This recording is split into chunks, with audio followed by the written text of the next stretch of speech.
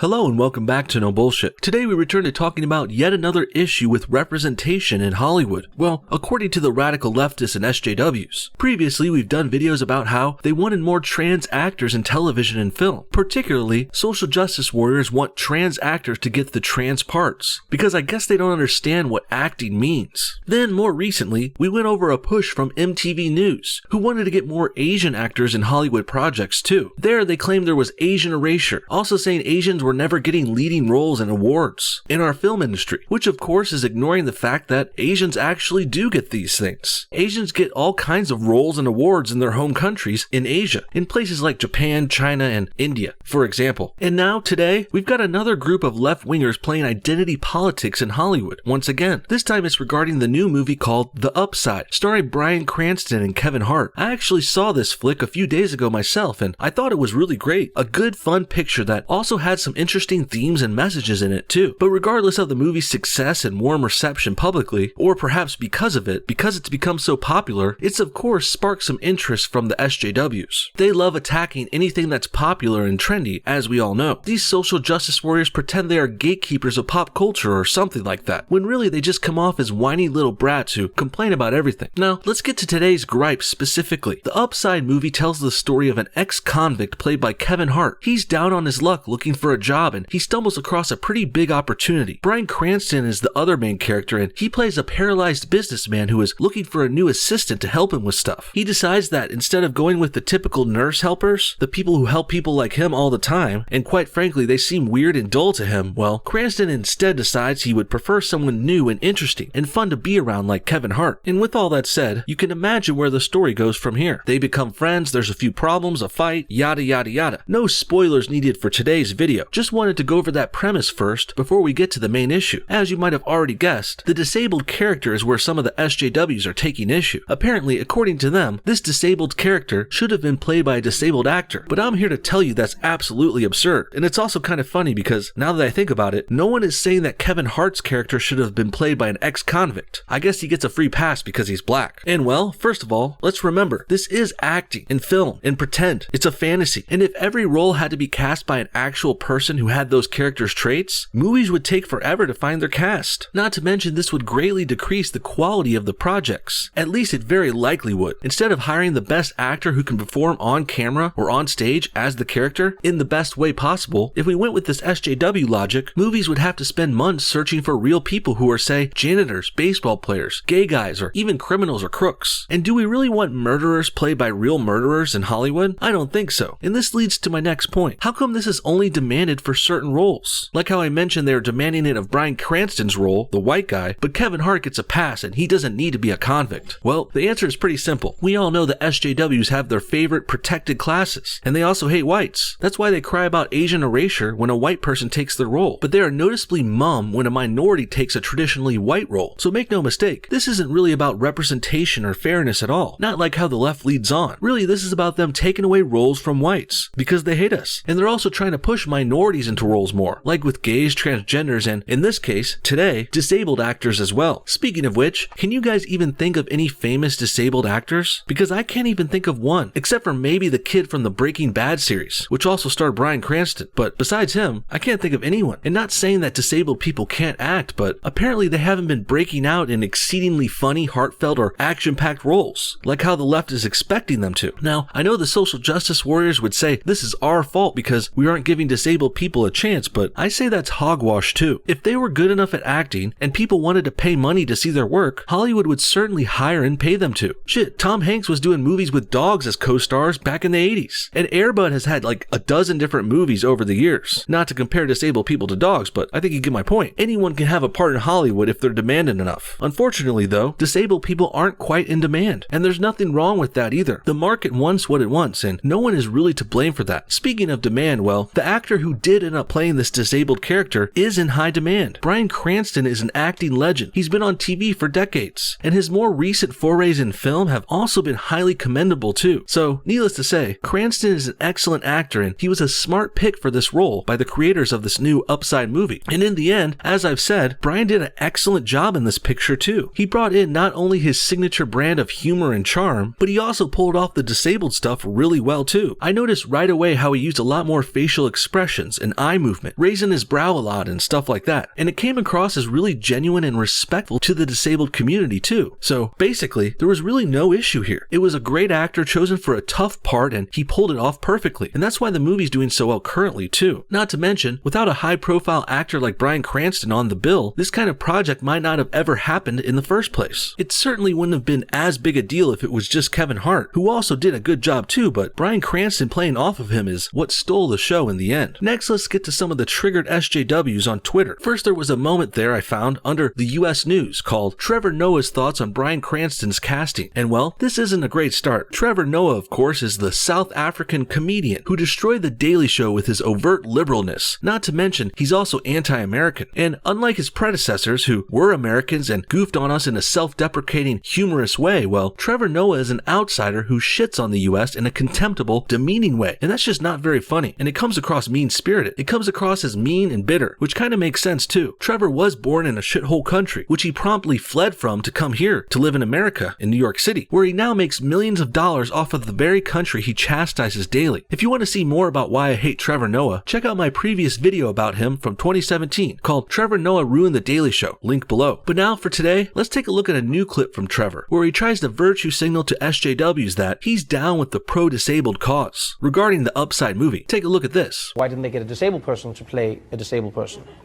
And I'm not gonna lie, my first instinct, because I love Bryan Cranston, my first instinct immediately, I was like, are you being serious? I was like, God, come on, man, we're going too far now. This is why you should trust your instincts. They're usually right. Noah had this situation pegged as a stupid idea from the beginning, because it obviously is at first glance. Having actors need to be the thing they're playing is absolutely ridiculous, and it undermines the whole idea of the craft of acting. But unfortunately, Trevor's lucid reaction to this is short-lived, as soon, within minutes, his liberal programming kicks in, making him go full SJW. I understand what an actor is. I too am an actor. He said, but I'm an actor in a wheelchair. I never see parts that are leading roles for a person in a wheelchair. I'm sorry, that's truly upsetting, but I'm also not going to be held hostage by this kind of emotional manipulation. Sure, I feel bad for disabled people. They are people too and deserve our respect and help and admiration, but that doesn't mean we need to give them parts in high-profile movies just because. I'm not going to cave in and say let's start hiring disabled people because it makes us feel better. Movie casting isn't about that. Casting is about finding the best person for the part, period. And also, of course, it's about putting together the best group that will make the most money for the project. Hollywood is a business after all. It's not a charity case. So to suggest they need to give people a chance just cause they feel bad is absolutely absurd. If there are people out there with millions of dollars to spare and they want to risk it by hiring unproven, no-name disabled actors, then go ahead. That's your prerogative, but I hate to break it to you, but you're probably going to be throwing a lot of your money away. Shit, Trevor Noah could probably fund his own picture if he really wanted to, but he's not the kind of guy to put his money where his mouth is. This could be the moment where I have all of the tools necessary to play this part. Do I get a shot at playing it? And he was like, because when you think of it on the flip side, they never call people with wheelchairs in to play able-bodied people. Gee, I wonder why. I wonder why a disabled person wasn't called in to say play Batman or Superman. Wow, tough question. Could it be the fact that they can't walk and they won't be able to play the part on camera? Obviously, there are perfectly sane and rational reasons for all of this. And also, this happens to other non-disabled actors all the time. When I dabbled in some acting and auditions back in the day, I would routinely see casting notices asking for very specific things. For example, things like, this part needs a person who can dance, or this one needs a rollerblader or a trumpet player, or someone who speaks French, things like that. And to be frank, I think most of the parts out there do have the expectation that the actor should be able to walk, and more likely, they should need to have a strong grasp on movement, fitness, and even more kinds of physical things at times. I think you get the point. So, while Trevor here is trying to make this comment he found sound profound and enlightened and reasonable, I think anyone with a brain and 2 cents that's outside of the SJW bubble he's in, we can see this is absolutely ridiculous. And I sat there and I was like, it's powerful because you don't think about representation, you don't think about how important it is for people to see themselves on screen like in a real way. 2 problems with that. First of all, people don't need to see themselves on screen in a real way. Only narcissistic, self-important, egotistical assholes feel the need to put themselves in everything they watch and see. That's something those SJWs who took over comic books do. They always put themselves in their work. They self-insert it. It's pretty cringy. I myself, personally, I prefer watching superheroes who aren't like me, or people that are slackers and they're funnier, something different, stuff that's different from me completely. Only social justice warriors feel the the need to do this kind of bullcrap. And then they like to pretend how they feel about this is how everyone else feels, when it's really not. We don't all need this representation. Next, let's talk about this in a different way before we end here. Trevor, Noah, and the SJWs always cry about representation like this, and, well, I don't really like the way they're going about it, clearly. But more specifically, now, about this movie, I feel like Bryan Cranston plays this part so well, you wouldn't even know he wasn't disabled unless you were familiar with him before, or you went and did a Google search on him. Granted, most people have seen him on Breaking Bad or Malcolm in the Middle over the years too, but my point here is this. These social justice warriors are complaining about not getting representation, when really, they are getting it. For all intents and purposes, these minority groups are still being represented, even if they're being played by an actor who doesn't have those specific traits in real life. So, unless the representation is offensive or mean-spirited or bad, which it's usually not, and it's certainly not in this movie the Upside's case, then I would say they are asking for something they already have. Or you could say they're asking for something different than what they claim to be wanting. The SJWs don't really want representation. They already have that. What they really want is the money, power, and control of all things in the media. Sure, they come up with bullshit excuses why they need this, but at the end of the day, they just want everything to be exactly their way, like spoiled little babies. What do you guys think? Should Bryan Cranston have not played this part because he's not disabled himself? Do you plan on seeing The Upside movie anytime soon? And what do you think the left-wingers will cry about next in Hollywood? Comment your thoughts on everything below, and thanks for watching No Bullshit. We'll see y'all next time.